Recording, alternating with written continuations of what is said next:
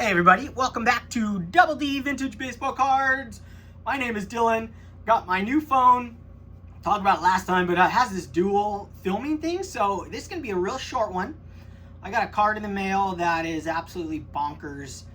Incredible piece to my collection, and the way it came up, it's just like, it was a must-have for me, and it just showed up, and it's even more beautiful than I imagined. And as you can see in the background, it's kind of a Forerunner autograph. It's vintage, and it's one that I think is like just insane. And you got Roger Maris in the background, Forerunner to that. So let's just get right into it. First, I want to share, since I got my Bob Gibson autograph right there, dude, Bradley Claus hit me up, sent me this awesome care package. Such a nice, kind note. Brad's radical. The dude spends hours on end and lots of money and time getting the perfect gift for guys on YouTube. It just baffles my brain. I met Brad at the National. Such an awesome guy. He's so fun. I love Brad, and he doesn't even collect the exact same cards as me, and I still love watching his show and how he talks about his cards, and yeah, he's awesome. And then he sends gifts like this. Autographed Bob Gibson pack pulled from 2004. Oh my gosh, when I saw this, I was like, dude, the guy knocked it out of the park. I'm a huge Bob Gibson lover. Ever since my 1963 Fleer Bob Gibson I got when I was like 10 or 12 years old for Christmas. The very first card I ever sent to grading in the 90s, to PSA with about 4 or 5 other cards, was that 63 Fleer Bob Gibson. And I've read every book I can get my hands on. That's Audible version over the last 20 years of Bob Gibson. Incredible man. I think he's an awesome person, and he was a beast of a pitcher. And to have another autograph of his in my collection, a pack-pulled one, dude. And Brad, I'm a pack-pulled autograph guy. If you're gonna have an autograph on a modern card, it better dang be pack pulled. I do not believe in autographs on modern cards that are not pack pulled. I honestly think it downgrades the card when you have one that is signed afterwards. Of course, if it's for your own collection, for your own nostalgia reasons, that's totally different. But for a value reason, pack pulled, only way to go on modern cards, 100%. And that thing knocks it out of the park. So Brad, you killed it. Thank you. And here we go. So first card I'm going to share, I've shared this many times. These are the autographs that I think will hold the most value and be worth the most in the future.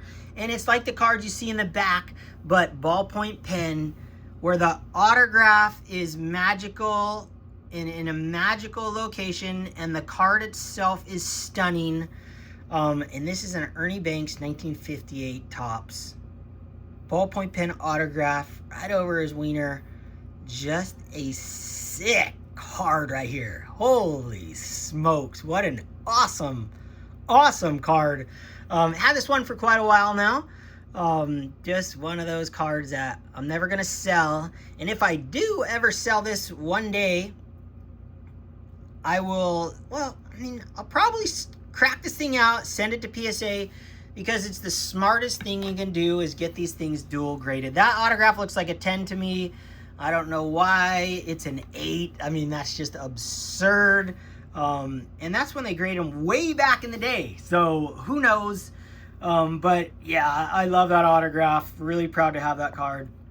Next one is my favorite autograph in my entire collection, and an absolute gem of a card. And I was told, well, I'm just going to share the card. 1961 Topps Roger Maris on card autograph ballpoint pen. What an absolute blazer. Every time I look at this card, I call this the crown jewel of my collection. I'll probably title this like the accompanied crown jewel card. This thing is definitely the crown jewel of my collection, but I have a favorite card in my collection, which is the 38 Goudey Heads Up Joe DiMaggio. That's my all-time favorite card in my collection. There's only one card in history that will ever beat that in my collection, and that's the 33 Goudey Babe Ruth 144.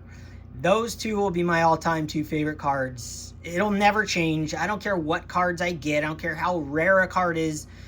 Those two cards will be my favorite cards in history. But this card, I say it's my crown jewel because a crown jewel holds value.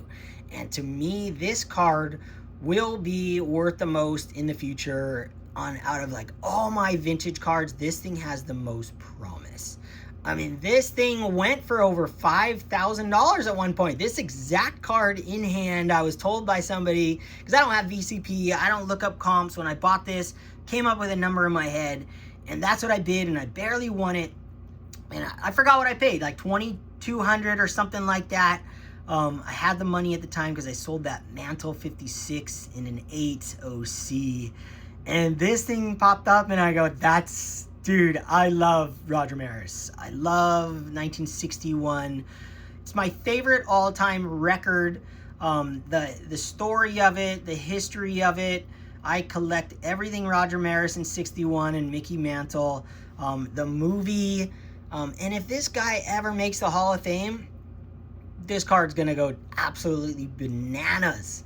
Shout out to Lou Rock. Bananas, brah. I mean, look at that autograph. I mean, ballpoint pen. This thing has the absolute, I can't get any closer. Absolute look of a perfect card. Look at that autograph placement. This is what I look for. Centered. The eye appeal of the card itself, there's no print dots. I mean, just to find a Roger Maris 61 that looks like this, oh my gosh, it'd take you a long time. It takes a while, hunting. They're out there. I have others, but that thing is mental. So let me bring out this for my buddy Stooks. Right there, 61 and 61. Well, guys, I was getting this new phone that I'm filming with, and, I haven't been buying many cards at all. I sold over 100 cards. I've sold way more cards than I purchased over the last 2 months. More value, more cards, all included. Well, this thing, I have a watch list set up for Roger Maris autographs. So when one pops up, I instantly look. Well, I was at right outside the Verizon store, and this thing popped up, and I instantly, when I saw it, the thing looked like it had a baggie on it, and I'll show you. The case is beat to hell. But I did clean it up with the stuff I use. I didn't take my sanding. I didn't go crazy on it because I wanted to share the card. But I asked the guy, I go, hey, can you send me a photo? Like right away I saw it. I go, oh my gosh, I have to have that card. It was listed at $750. And I go, I almost hit buy it now right then. And he goes, I sent him a message. And then after I sent him the message, I say, hey, can you take a photo of it without the baggie on it? And he goes, there is no baggie on it. It was such a bad photo, and just an idiot. This thing was so scratched up and so dinged up and smudgy, you couldn't even tell how beautiful the card was. But I saw the autograph, and I saw that the card was, it has a diamond cut to it, but it's 1961 Roger Maris, MVP season, MVP year.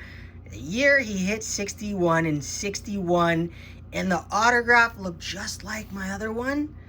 I mean, it's just like blew my mind. So what I did, I sent that message, and I texted my buddy Shane, Shoebox Legends, and I go, oh my gosh, did you see this card that just popped up?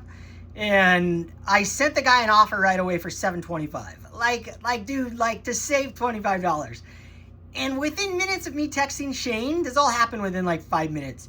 I went back on there and what am I doing? $25 I'm trying to save? I went on there and I was about to click. I forget you guys can see me with the dual screen.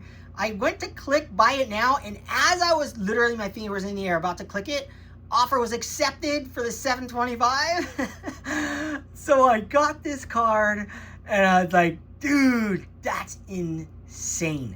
So what's awesome is that, like I say, I don't look up comps. I don't know comps. I don't care. And what I've learned more, look at the back is so beat up, the case, but the card itself is cherry. This is another one that absolutely needs to be dual graded if you want to get the value out of this card. But what I've noticed with these top 100 countdowns is comps can suck it. I've said it for years. Comps are ridiculous. I've seen these guys countdowns. Awesome cards, awesome countdowns. I love them. But the comps they're using, they're all over the map. Half the cards make no sense at the position they're in. I don't need to look up comps to know what cards are worth because I got a brain. And to me, this card was definitely worth $700. Well, I just went on the website last night because this thing showed up on PSA and looked up how rare this card was and to see, and on there, I didn't go to look for this, but I saw other ones that have sold. All of them look like dog crap, off-centered, garbage autographs, all that stuff because it shows past sales. And there was one that sold in 2020 that was not nearly as nice as this, and it sold for almost $700. There's other ones that sold for $400 that just looked like garbage. This one, there was no listing of this one. If it's sold, someone at the VCP probably could, maybe this was sold before. I reached out to the guy, he had this for a while. I didn't get a crazy story from him. I'm probably gonna reach out and get a little more closer story of how he got this card and everything. But to me, like, dude, I've got a screaming deal. Like, in 2020, this card is worth the same as it is today is exactly what I love. Like, there is plenty of places to buy cards, plenty of ways to get cards that have not gone up in value. And this card to me should be worth double what I paid. And if I sent this in for dual grading like that, I believe it would be worth double what I paid. The autograph on this thing is absolutely glorious. You can see the imprint just like on that last card. You can see he pushed in. Roger Maris held this card in his hand, or at least held it down on the table. Roger Maris. I mean, to me, man, like, Roger Maris should be in the Hall of Fame for what he did for baseball. Breaking Babe Ruth's record. No steroids needed. Oh my gosh, that card is sick. So this is the accompanying crown jewel. I have one more Roger Maris autograph I want to get from this set, and that is the All-Star, the black and white All-Star. If I could find one that's autographed in this same format like this, my gosh, I would be all over it. So hopefully I will be able to find one day. There's been a couple more autographs that have popped up that I've almost purchased. There was one like a week before that was a 1961 Topps MV. It was a 75 Topps MVP with the 61 Roger Maris autographed, and it was a great price. The autograph wasn't spectacular. The photo wasn't that great, and I passed. And I'm glad I did because this one popped up right after. And I don't need all of his autographs, and I would rather have the card from 61 than a card from 75 autograph on the 61 card. But don't get me wrong, looking back, I kind of wish I would have bought that one too, but I can't have them all. So I just, dude, look at that, man. Glorious, glorious card for my collection. And there's only 50 of these ever graded, and I think this is probably one of the best ones ever graded. The card itself, I don't care about this thing says authentic. The card was not graded. The card is not minimum size. It fits. It's cherry. There's no creases. There's no wrinkles. Things at least a 4. And the autograph looks like a 10 to me. If it'd be a 9 like that. This one looks better than this one. I looked in a loop. This one you can see right there by the R. It jumps right there, but everything else is perfect. So if they gave that a 9, this should be at the very minimum a 9 as well. So say this came back a 4 or a 5 with an autograph 9 or 10, bonkers. And to me, that's like a steal of a deal. I got it for the same price as you would bought that card back in 2020. So there's still deals out there. Not everything's gone up. And everyone says these autograph cards have skyrocketed. Not all of them. there's still deals to be had. And when it pops up, you jump on it, boom, not at auction. Yes, please. Thank you. Signed and sealed. That's what I got for you guys. Hope you guys enjoyed. Thank you, Brad. Thank you, everybody, for watching. Man, I hope you guys are inspired out there. Don't be influenced by guys like me. Shaka. Oh, I got a shaka this way. Oh, I'll do this one of the, let's see.